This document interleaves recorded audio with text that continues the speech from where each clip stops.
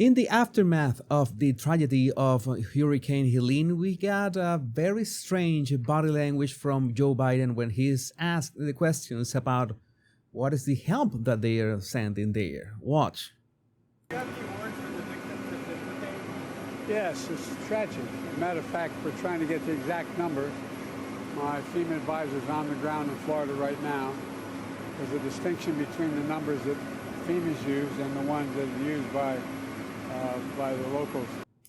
Well, you already see his usual body language, or his latest body language. It is totally all over the place, like lost, but at least he's giving an intelligible answer, right? At least. So it really is amazing. I don't understand why he used the word amazing to talk about this tragedy. Okay, we're talking about biblical proportions, but still amazing is a very disturbing word to use for this. You saw the photographs. It's stunning. It's unbelievable. Stunning is another word that, I don't know, it's when you are amazed at the size of something, but it's amazed usually in a positive way. And saying that a tragedy is stunning, I don't know. English is not my first language. You might have noticed by this point, but it would be interesting if you give me your 2 cents in the comments, because I don't think this is the right way to address such a tragedy when so many people have died and so many people are just missing. But it really is. Such a wide area. And we've given them all everything that we have. We have given them all that we have. Well, that is not exactly true. And also that I wanted to mention is, why did he have that grin right at the start of the interview? It's a bit disturbing. Now, notice what he answers when he is asked if there are any more resources to give for relief. Any more resources the federal government could be giving them? No, we have pre-planned a significant amount of it, even though they didn't ask for it yet. Hadn't asked for it yet. But they hadn't asked for it yet, but you are expecting, I don't know, a letter, an email to send relief. And I wanted to show you this before he arrived for this interview. See, I'm going to mute this a bit. See, of course, that he is his usual, being a bit lost. And Jill almost ignores him like he's not there. Look at Jill just walking past him, like not interested and just going away. And it's that Biden notices that the press is there. At least that's something. And he begins to walk very slowly to answer questions. You know that this man is not really there. His mind is not really there. But at least he went near the journalist to answer some questions, because Kamala Harris, not even that. She made sure to get down her SUV, wave, and then got into the plane ASAP. That's all that she did. So in this case, we could say that Biden has 1 point and Kamala has 0. But at the same time, we got, the crazy things that they have said over the years, not, including this thing that Biden said last year that... Let me be clear. If you're in a state where hurricanes often strike, a vital part of preparing for hurricane season is to get vaccinated now. Everything is more complicated if you're not vaccinated and a hurricane or a natural disaster hits. Get vaccinated now so you're ready for whatever may come this month. The bottom line is this: get vaccinated, make a plan.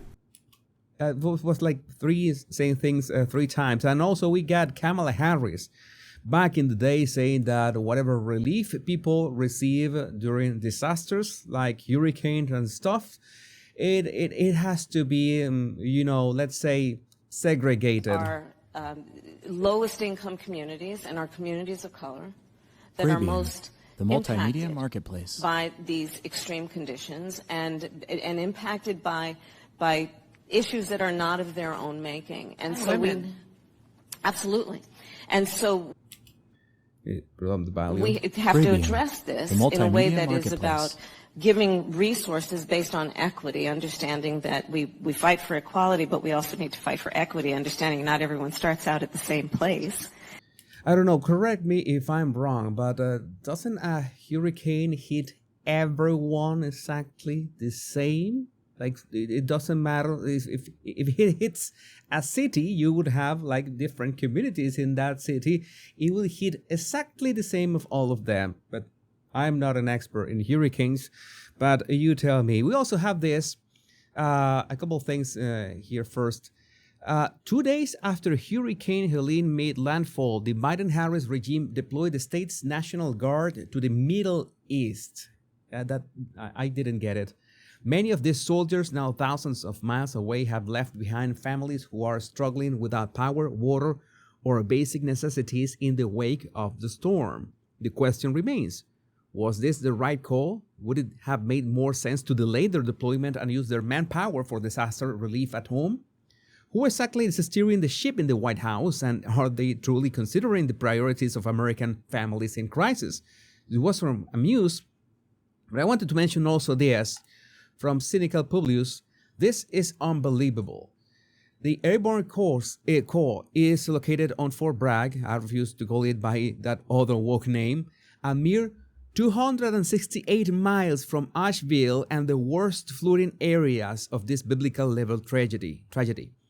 The core capabilities include extensive medium and heavy lift rotary wing aircraft, a theater sustainment command with incredible capabilities for delivery of food, potable water, fuel, and construction materials, a medical brigade with level 3 surgical capabilities, an engineer brigade with robust heavy construction assets, a military police brigade that can provide traffic control, an airborne infantry division, a world-class command, and none of that has been ordered to assist civil authorities. None of it. Fort Bragg has routinely supported domestic disaster relief for decades. Katrina, Homestead, you name it.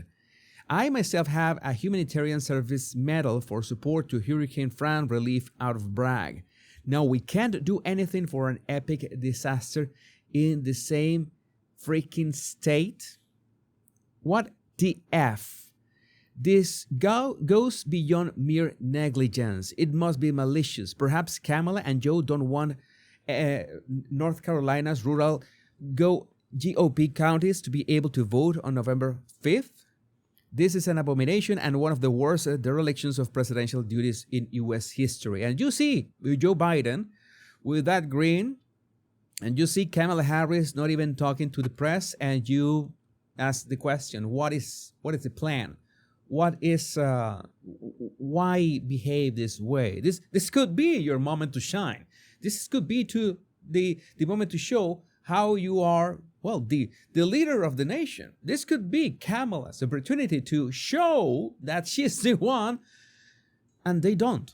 They prefer to just stay on the sidelines. They prefer to wait until they are called and even send the National Guard to the Middle East. I don't know. I hope that someone can explain it to me, because I don't understand. But I would like to know what you think about this in the comments. Remember to download my 100 free body language tips in the description of this video. My name is Jesus Enrique Rosas. I'm the body language guy. Much love and bliss.